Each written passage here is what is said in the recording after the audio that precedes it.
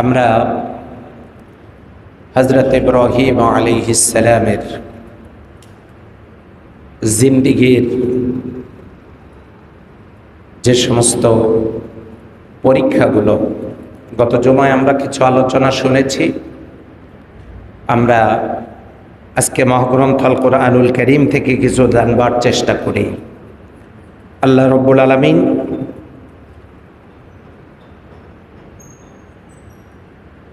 হযরত ইব্রাহিম আলাইহিস সালামের জীবনের একটি গুরুত্বপূর্ণ অধ্যায় নিয়ে এই জায়গায় একটি সচিত্র প্রতিবেদন তুলে ধরেছেন। হযরত ইব্রাহিম আলাইহিস সালাম আল্লাহর দরবারে দোয়া করলেন, রাব্বি হাবলি মিনাস সালিহিন। আল্লাহ, আপনি আমাকে একজন সৎকর্মশীল নেক সন্তান দান করুন। সুবহানাল্লাহ বলবেন না?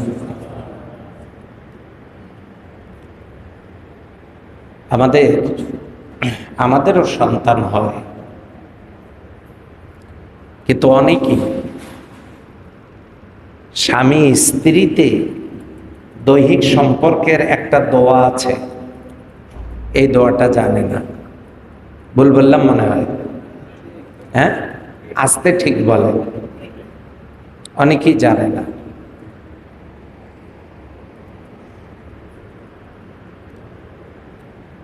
তাহলে নেক সন্তান যদি চাওয়া না হয়, তাহলে নেক সন্তান হবে কি করে? স্বামী স্ত্রী দুইজন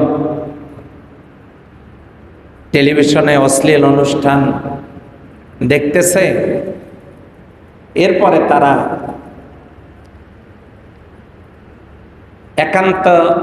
একান্তে দৈহিক সম্পর্কে মিলিত হলো। সেই মিলনের ফসল যদি কোনো সন্তান হয়, নিঃসন্দেহে এই সন্তান ভালো সন্তান হওয়ার কোনো সম্ভাবনা আছে কি? নাই। তাহলে আমরা জানি না। হাত তুলতে বললে অনেকেই বেকায়দায় পড়ে যাবেন। কার কার মুখস্থ আছে একটু বলেন শুনি।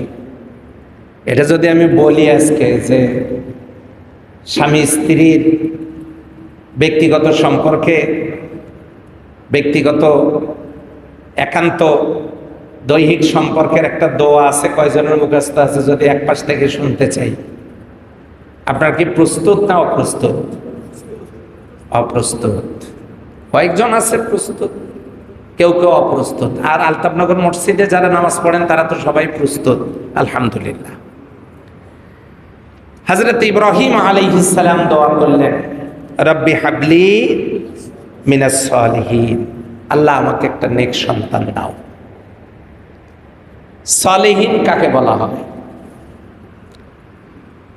সালেহীন বলা হয় তাকে যিনি অন্যায়ের প্রতিবাদ করতে পারেন আর ন্যায়কে প্রতিষ্ঠিত করতে পারেন। সুবহানাল্লাহ। থাক কেমন? ন্যায় যিনি প্রতিষ্ঠা করতে পারেন আর অন্যায়ের মোকাবেলা যিনি করতে পারেন, তাকেই বলা হয় নেক ব্যক্তি। হ্যাঁ, এই জন্য আল্লাহ আমাকে একটা নেক সন্তান দেন, এটা তিনি চাইলেন। আল্লাহ রাব্বুল আলামিন বলেন, ফাবাশশারনাহু বিগুলামিন হালিম। আমি তাকে একটা এমন এক সন্তানের, গোলামিন হালিম, একটা একেবারে কোমল পছন্দের হৃদয়গ্রাহী এমন একটা সন্তানের সুসংবাদ আমি তাকে দান করলাম। সুবহানাল্লাহ। হযরত ইসমাঈল আলাইহিস সালামকে আল্লাহ রাব্বুল আলামিন সুসংবাদ দান করলেন। হযরত ইব্রাহিম আলাইহিস সালামকে ইসমাইলের ব্যাপারে সুসংবাদ দান করলেন। ইব্রাহিম আলাইহিস সালামের বয়স যখন 86 বৎসর, বলেন সুবহানাল্লাহ। 86 বৎসর বয়সে ইসমাইল আলাইহিস সালামকে আল্লাহ তাআলা দিলেন।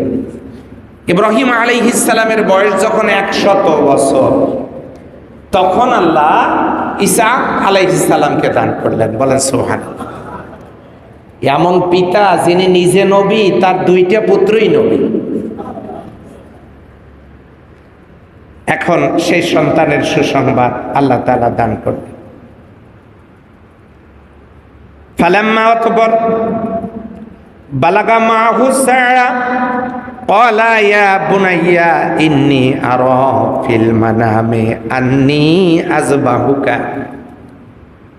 অতঃপর যখন এই সন্তান ইসহাক আলাইহিস সালাম একটা চলাফেরা করার বয়সে যখন পৌঁছে গেল, 12, 13, 14 এমন বয়স যখন হয়ে গেল, তখন ক্বালা ইয়া বুনাইয়া, তার সন্তানকে তিনি সঙ্গে নিয়ে মিনায়, গত জুমায় যে ব্যাখ্যা দিয়েছি, মিনার ওই জায়গায় নিয়ে সন্তানের সাথে পরামর্শ করতেছেন। তার মানে এখানে পাওয়া গেল পরামর্শ করে কাজ করার দরকার। আসতে বলেন, আছে না নাই? ওয়াশাবিরহুম ফিল আমর, পরামর্শ করে কাজ করো। ফাইদা জানতা ফাতাওয়াক্কালু আলাল্লাহ ইন্নাল্লাহা ইউহিব্বুল মুতাওয়াক্কিলিন। যখন পরামর্শ করে সিদ্ধান্ত উপনীত হওয়া হয়, তাহলে আল্লাহর প্রতি নির্ভরশীল হয়ে যাও। কাজেই এখানে পরামর্শের গুরুত্ব আমরা পাচ্ছি। ইব্রাহিম আলাইহিস সালাম পরামর্শ করতেছেন হযরত ইসমাইল আলাইহিস সালামের সাথে। সুবহানাল্লাহ বলবেন না?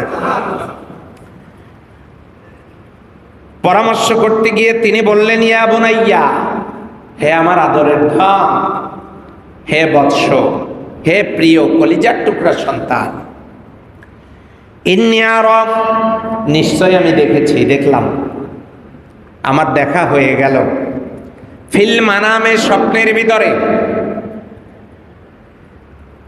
আন্নী আযবাহুকা, আমি স্বপ্নের ভিতরে দেখলাম আমি তোমাকে জবাই করছি। ফানজুর মাযা তারা, তুমি একটু মতামত দাও তো দেখি তোমার ওপিনিয়নটা কি। যে নেক সন্তান আল্লাহর কাছে চেয়েছিলেন, এবারে সেই নেক সন্তানের জবাব শুনুন।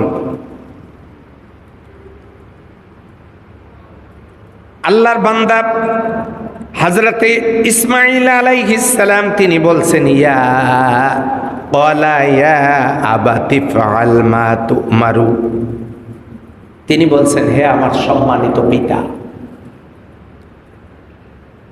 আব্বাজান, সম্মানিত পিতা, ইফআল মা তুমারু, আপনি কার্যকরী করেন আপনি যে ব্যাপারে আদিষ্ট হয়েছেন। সুবহানাল্লাহ। আপনি স্বপ্ন দেখেছেন আপনি আমাকে জবাই করছেন, আমি তো আপনাকে চিনি। নবীদের স্বপ্ন স্বপ্ন না, বলেন তো এটা কি? ওহী। ওহী, নবীদের কাছে ওহী আসে, আপনার কাছে ওহী এসেছে, এটা আপনার স্বপ্ন না, আপনি জবাই করেন, আমাকে অসুবিধা নেই।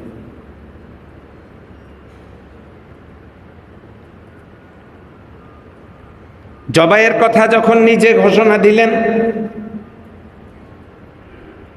উনি ইসমাঈল আলাইহিস সালাম ঘোষণা দিয়ে বলছেন, ইব্রাহিম আলাইহিস সালাম বলছেন, ফানজুর মাযা তারা, তুমি একটু তোমার মতামতটা দিয়ে দাও। ইসমাঈল আলাইহিস সালাম যখন বলে দিলেন, ক্বালা ইয়া আবাতি ফাআল মা তুমারু, হে আমার পিতা, সম্মানিত পিতা, আপনি কার্যকরী করুন যে আদেশ আপনি পেয়েছেন। সাতাজিদুনি ইনশাআল্লাহু মিনাস সাবিরিন।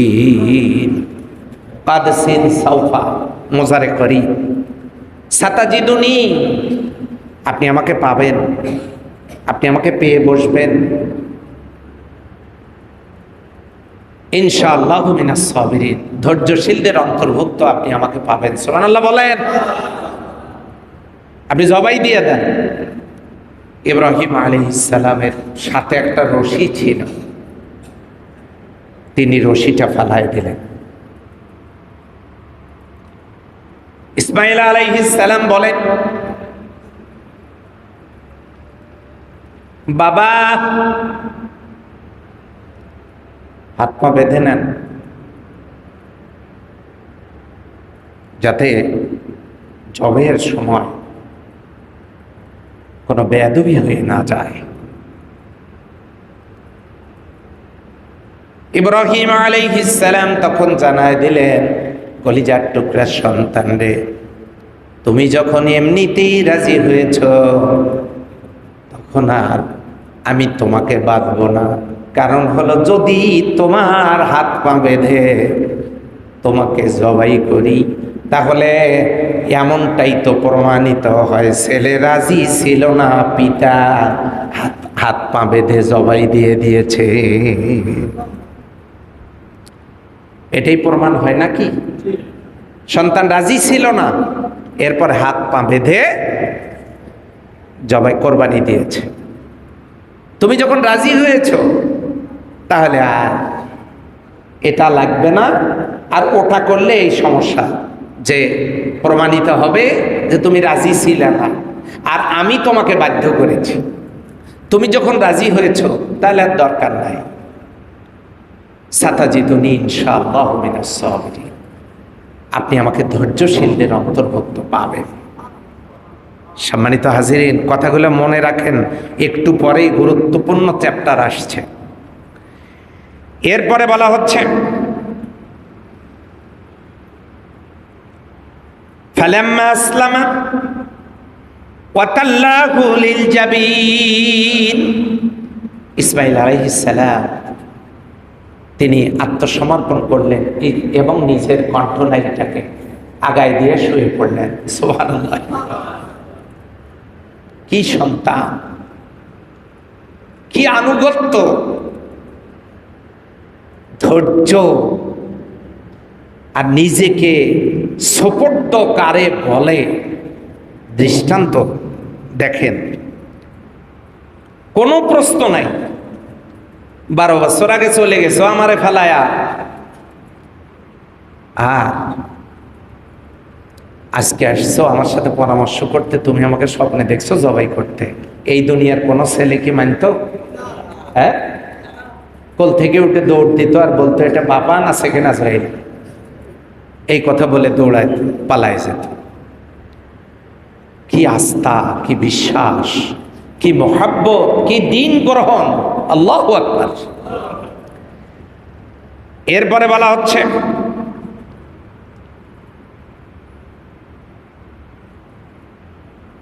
وَنَادَيْنَاهُ أَن يَا إِبْرَاهِيمُ, ইব্রাহিম আলাইহিস সালাম যখন সন্তানের গলায় ছুরি চালাচ্ছেন, আল্লাহ তাআলা একটা জান্নাতি উটে কোরবানির কাজ সুসম্পন্ন করলেন। আল্লাহ তাআলা ইসমাঈল আলাইহিস সালামকে রক্ষা করলেন। বলেন সুবহানাল্লাহ। তিনি চক্ষু খুলে দেখেন সন্তানের পরিবর্তে দুম্বা কোরবানি হয়ে পড়ে আছে। বাসাত্তা ইয়াদু, তিনি তার হাতকে সম্প্রসারিত করলেন, ছেলেকে আবার ধরে শোয়া জবাই দিবেন, কোরবানি দেবেন। আল্লাহ তাআলা ডাক দিয়ে বলেন, ওয়ানাদাইনাহু আইয়া ইব্রাহিম, আমি ইব্রাহিম আলাইহিস সালামকে ডাক দিয়ে বললাম, হে ইব্রাহিম, কদ সাদ্দাকতার রুইয়া, তুমি তোমার স্বপ্নকে সত্যে পরিণত করেছো,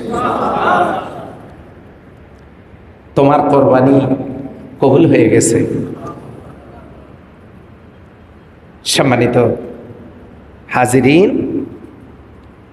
ইন্না কাযালিকা নাজিল মুহসিনিন, এইভাবেই আমি মুহসিন বান্দাদেরকে পুরস্কার দিয়ে থাকি। ইন্না হাযা লাহুয়া বালাউল মুবিন, এটা হচ্ছে তার জন্য একটা ছিল সুস্পষ্ট পরীক্ষা। কার জন্য? কার জন্য? হযরতে ইব্রাহিম আলাইহিস সালামের জন্য এটা ছিল একটা সুস্পষ্ট পরীক্ষা। সম্মানিত হাজিরিন, এই কোরবানি আমাদের সামনে এসে গেছে। এখন প্রশ্ন হলো, এই যে কোরবানির সিস্টেমটা এলো এমন একটা সময় যখন রাজ্যের অধিপতি, নাম বলতে পারবেন তিনি কে? হ্যাঁ, ইব্রাহিম আলাইহিস সালাম কোন শাসকের সময়ের? নমরুদ। নমরুদ হলো কেন জানেন? নমরুদ নাম্মার নামক দেবতার পূজা করত, এই কারণে তার নামকরণ করা হয়েছে নমরুদ। এখন এই সমস্ত দেবদেবীগুলোর পূজা, এগুলো এই বিভিন্ন মূর্তি বানায় পূজাগুলো যে করা হয়, এই পূজাগুলো কেন করা হয় জানেন? এই পূজাগুলো হলে লাভ কার বলেন তো? আপনারা তো পূজা সম্পর্কেও কিছু জানেন না, জানলেও শরমে বলতেছেন না। লাভ ঠাকুরের। দুধ কলা দিলে মনে হয় দেবদেবী খায় নাকি? খায় কে? ঠাকুর। সেই সময় ঠাকুর ছিল নমরুদ, বোঝেন? তারা নিজেরা মূর্তি বানাইতো, শুধু বানাইতোই না, এই মূর্তিগুলো বানাইতো আর জনসাধারণকে বলতো এই সমস্ত মূর্তির পূজা করতে হবে। কিভাবে? এটা দিতে হবে, সেটা দিতে হবে, দুধ আনো, কলা আনো। আপনাদের এলাকায় দেয় না তো মনে হয়? দেয়। দুধ আনো, কলা আনো। অবশ্য এরকম কিছু ভণ্ড পীরেরাও ঠাকুরের মতো বসে গেছে দরবার দিয়ে, দুধ আনো, কলা আনো, বকরি আনো, গরু আনো, হ্যাঁ, আবার প্রয়োজনে নিজের স্ত্রীকেও আনো, আনিয়ে পাটি পেয়ে বরকত হাসিল করো। নাউজুবিল্লাহি মিন যালিক। তো এই সমস্ত এই নমরুদ নাম্মার নামক দেবতার পূজা করতো। দেবতা এরা নিজেরা বানাতো, বানায় লোকজনকে বলতো শ্রদ্ধা করো, ভক্তি করো, প্রণাম করো। আর দেবতাকে খুশি করার জন্য হাঁস, মুরগি, কবুতর এগুলো নিয়ে আসবা, খাবার নিয়ে আসবা। খাইতো কে? ঠাকুর। ওরা খাইতো। এই কাজটা করত। আর কি করত? এগুলো তো কথা বলতে পারে না। এখন সে ঘোষণা দিত যে এই দেবতার যিনি রক্ষণাবেক্ষণ করবে কেবলমাত্র তারই হুকুম, তারই আইন মানতে হবে।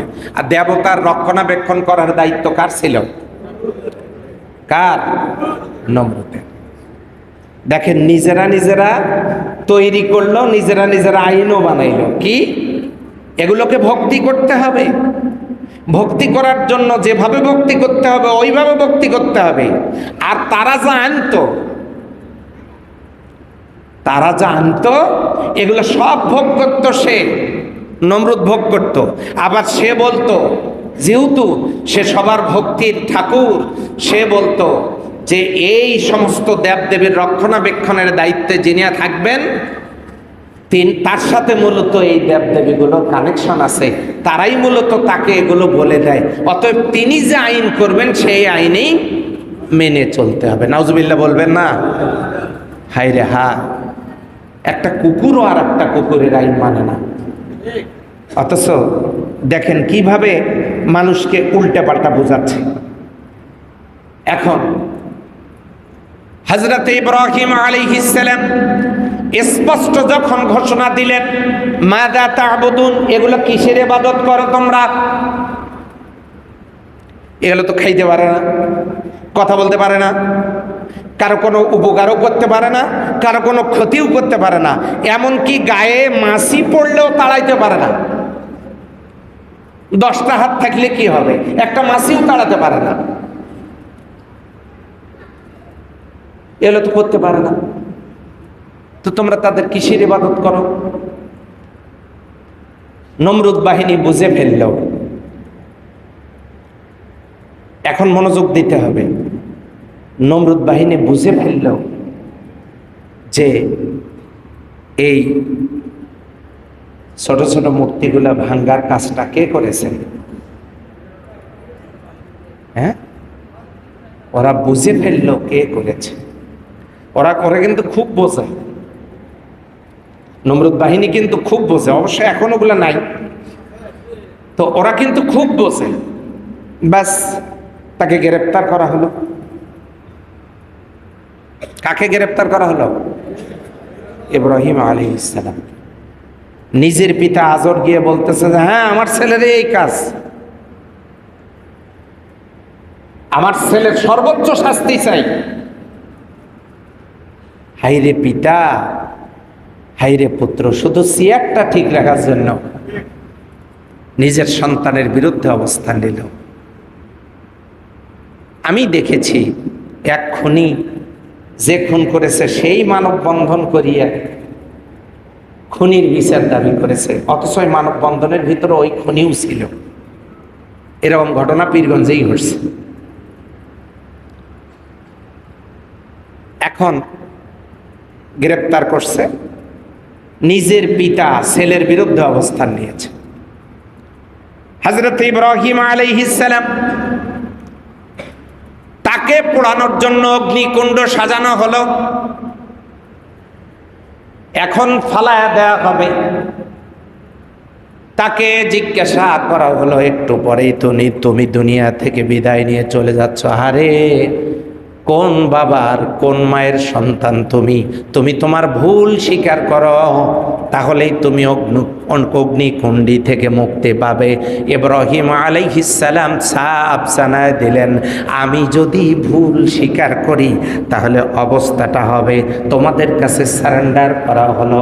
তোমাদের কাছে সারেন্ডার করার অর্থ হলো তোমরা যে অকাম কুকাম পাইকারি ধরে করতেছ এগুলো ঠিক আছে, সেইটার স্বীকৃতি দেওয়া হয়ে গেল। বলেন কথা ঠিক না বেঠিক?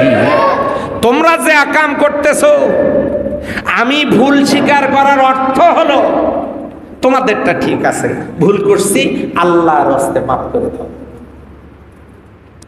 হ্যাঁ, আমি জান বাঁচাতে পারতাম, কিন্তু আমি যদি এই তোমাদের অপরাধ স্বীকার করে নেই, তাহলে আমার যারা বংশধর এই দুনিয়াতে আসবে তারা অন্যায়ের প্রতিবাদ করতে পারবে না। আর অন্যায়ের প্রতিবাদ করতে না পারার কারণে কেউ যদি মুখ দিয়ে অন্যায়ের প্রতিবাদে দুই একটা কথা বলেও, এরপরে যখন তোমাদের মতো স্বৈরাচারেরা তাকে গ্রেফতার করবে তখন তারা ভুল স্বীকার করবে, আর সেই ভুল স্বীকার করার অর্থই হলো সমস্ত অপকর্মের স্বীকৃতি দেয়া। কথা ঠিক কিনা? এই জন্য আমি সারেন্ডার করব না, আমি আগুনে যেতে রাজি আছি। কারণ মুমিনরা, আপনারা জানেন স্বর্ণ এত দামি জিনিস, তাকে আগুনে দেয়া হয় কি হয় না? স্বর্ণ কি কোনোদিন মিছিল করে যে আগুনে যাব না? কেন করে না? আগুনে দিলেও স্বর্ণ খুশি। কারণ হলো আগুনে দিয়ে গলাইয়া, হাতুড়ি দিয়ে ঠুক ঠুক করে পিটাইয়া আমারে দিয়ে অলংকার বানাবে, আর সেই অলংকার উঠবে নববধূর গলায়। সেই অলংকার হাতে, কানে, নাকে, কপালে, কোমরে, সব জায়গায় সেই অলংকার জায়গা পাবে। সেটা বরে কনের হাত ধরার আগে স্বর্ণ জায়গা পাবে না পরে? বলেন, দেখেছেন? স্বর্ণ বরের আগেই গিয়ে কনের গোটা শরীরে জায়গা করে নিয়েছে, গলায়, হাতে, কানে, নাকে, সিটিপাটি, মাথায়, কোমরের বিছা, সব জায়গায়। আপনি স্বর্ণকে মনে মনে জিজ্ঞাসা করে দেখেন, আগুনের মধ্যে তোমারে দেওয়া হইল, হাতুড়ি দিয়ে পেটানো হইল, প্রতিবাদ নাই, অথচ তুমি দামি জিনিস, কান থাকে তো স্বর্ণের কাছ থেকে শোনেন, এইটুকু কষ্ট না করলে কি বরের আগে গিয়ে কনের শরীর দখল করতে পারতাম? অনুরূপ ভাবে কেউ যদি আল্লাহর জান্নাতের হুর, জান্নাতের নিয়ামত, জান্নাতের সেই সুখময় পরিবেশ, এগুলোর মালিক হতে চায়, তাহলে দুনিয়ার জিন্দিগিতে সামান্য এই জানটা আগুনের ভিতরে আর ফাঁসির দড়িতে তুলে দিতে মুমিনরা কখনো কৃপণতা করে না। কথা বলে ঠিক না? এই জন্য ইব্রাহিম আলাইহিস সালাম বিশ্ব মুসলিম উম্মার কাছে দলিল দিয়ে দিলেন, আগুনে যেতে রাজি, তোমাদের অপকর্মের স্বীকৃতি দিতে রাজি না। আমার কাছ থেকে আমার পরবর্তী জেনারেশনের শিক্ষা আছে, কাজেই জীবন দিব, তবু অন্যায় মেনে নিতে পারবো না। সেই ইব্রাহিম আলাইহিস সালাম, যিনি আল্লাহর একজন জলিলুল কদর পয়গম্বর, আমরা যার মিল্লাত আবিকুম ইব্রাহিম, আমরা যার মিল্লাত, তার অনুসরণে আমাদেরকেও অন্যায়ের প্রতিবাদী হওয়ার দরকার। একটু আস্তে করে বলেন তো, আছে না নাই? এবার আসেন 2 নাম্বার। ইব্রাহিম আলাইহিস সালাম 1 নম্বরে কেন আগুনে যেতে রাজি হলেন? তিনি নীরব ভাষায় সরবে প্রতিবাদ করলেন, আগুনে যাব তবু অন্যায় মেনে নেব না, আল্লাহ ছাড়া কারো কাছে মাথা নত করতে পারবো না। বাস তিনি তাওহীদকে মেনে নিয়েছেন। 2 নাম্বার, জিবরিল আমিন এসে যখন তাকে জানালেন, ওগো আল্লাহর নবী, আপনি তো ভালো করে জানেন একটু পরে আপনার দফা রফা হয়ে যাবে, ওরা আপনাকে আগুনের ভিতরে দিয়ে পুড়ে মারবে। কাজী আপনার পক্ষ থেকে যদি কোনো সাহায্যের প্রয়োজন থাকে আমাকে বলতে পারেন, আমি আপনাকে সাহায্য করার জন্য অলওয়েজ প্রিপারেড নাও, আমি সব সময় প্রস্তুত আছি, বলেন আপনাকে আমি সাহায্য করব। ইব্রাহিম আলাইহিস সালাম ফেরেশতাদের সাহায্য তিনি নিলেন না, ফেরেশতাদেরকে সাফ জানায় দিলেন, আমি যদি তোমাদের সাহায্য চাই, তোমাদের কাছ থেকে সাহায্য আমি নেই, তাহলে আমি যে আল্লাহর প্রতি আস্থা রাখি, আমি যে আল্লাহর প্রতি বিশ্বাস রাখি, ওই আস্থা এবং বিশ্বাসের ক্ষেত্রে আমার খানিকটা আস্থার সংকট দেখা দেয়। বলেন সুবহানাল্লাহ। আল্লাহর প্রতি কি তাহলে আমার আস্থা নেই? তাহলে কি আল্লাহর প্রতি আমার বিশ্বাস নেই? তাহলে কি আল্লাহর প্রতি আমি ঈমান আনি নাই? আমি তোমার কাছে সাহায্য চাইবো কেন? এতে তো আস্থার সংকট দেখা দেবে। আমি আগুনে যাচ্ছি, অন্যায়ের মোকাবেলা করতে গিয়ে আমি আগুনে যাচ্ছি, আগুনে যাওয়ার দায়িত্ব আমার, আমাকে উদ্ধারের দায়িত্ব আমার আল্লাহ। আল্লাহ তাকে উদ্ধার করেছেন না করেন? দেখেন কেমনে করলেন, ইয়া নারু কুনি বারদাউ ওয়া সালামান আলা ইব্রাহিম, হে আগুন, হে নার, আমার বন্ধু আমার খলিলের জন্য তুমি আরামদায়ক পুষ্পস্তবকে পরিণত হও। বলেন আল্লাহু আকবার। কি ঈমান, ঈমান ঈমান করো তুমি, ঈমান কি এত সোজা, মুসলিম হয়ে বয়ে বেড়াও কোটি পাপের বোঝা। তাদের ঈমান কি ঈমান। 3 নাম্বার, প্রথমটা মনে রাখেন, তিনি কেন আগুনে যেতে রাজি হলেন? বলেন তো জবাব কি? তিনি অন্যায় মেনে নেবেন না জন্য প্রয়োজনে জান যায় যাক। আর আমরা শিখেছি জান বাঁচানো কি? এই দেখেন, ফতোয়ার অভাব নাই, আল্লাহর রহমতে সবাই ফতোয়া দিয়ে বসেছে, জান বাঁচানো ফরজ। আচ্ছা, জান বাঁচানো ফরজ, এই ফতোয়া যে দিলেন, জান বাঁচানো ফরজ যে এই ফতোয়া দিলেন, আচ্ছা বলেন তো এইটা কি নবীর নাতি ইমাম হুসাইনের জানা ছিল না? তাহলে উনি তো ফোরাতের উপকূল থেকে শুধু পিছনের দিকে রিটার্ন ব্যাক করলেই জানও বাঁচত, সবই বাঁচত। তাহলে উনি কেন জানটা বাঁচালেন না? জান বাঁচানো ফরজ এ কথা সঠিক নয়। সঠিক কোনটা? প্রয়োজন যদি হয় ইমানের দাবি পূরণে জান দেওয়াই ফরজ। তাহলে উনি আগুনে যেতে রাজি হলেন কি বাঁচানোর জন্য? ইমানের দাবি পূরণের জন্য, ইমান বাঁচাতে। এরপর ফেরেশতাদের কাছে সাহায্য চাইলেন না, বলেন তো কিসের জন্য? আস্থার সংকট তৈরি, আস্থার সংকট মনে করতে পারে জন্য। আমার কি তাহলে আল্লাহর প্রতি আস্থা নেই? আমি তোমার সাহায্য নেব কেন? কত বড় আস্থা। 3 নাম্বার, আগুনে ফেলানোর সময় তার মনের অবস্থাটা কি হয়েছিল জানেন? আপনারা বলেন তো, ওই দিন থেকে, পৃথিবী সৃষ্টির থেকে ওই দিন পর্যন্ত এরকম জ্বলন্ত আগুনের ভিতরে কাউকে ফালায় দেওয়ার পর আবার সুস্থ শরীরে নিরাপদে সেখান থেকে ফিরে আসছে, এরকম কোনো ইতিহাস ওনার আগে আছে? তাহলে অবস্থাটা কি হয়েছিল তার? অবস্থাটা হয়েছিল এইটাই যে আমি ওখানে গেলে নিশ্চিত আমি আমার আল্লাহর সান্নিধ্যে আমি চলে যাব, দিদারে এলাহিতে আমি চলে যাব। কাজে মনের অবস্থাটা হলো তিনি ওখানে গেছেন ভয় ভয় করে না একনিষ্ঠভাবে? উনি সেখানে গেছেন। এখান থেকে আমাদের 3টা শিক্ষা। 1, প্রয়োজনে জান বাঁচানো ফরজ। তাহলে কি বাঁচানো ফরজ? হ্যাঁ, ইমান বাঁচানো ফরজ। 2,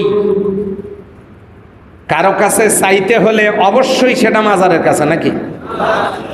হ্যাঁ, বুজুর্গ কার কাছে? আল্লাহর কাছে। এখান থেকে শিক্ষা নিতে হবে। ইব্রাহিম আলাইহিস সালাম চেয়েছেন কার কাছে?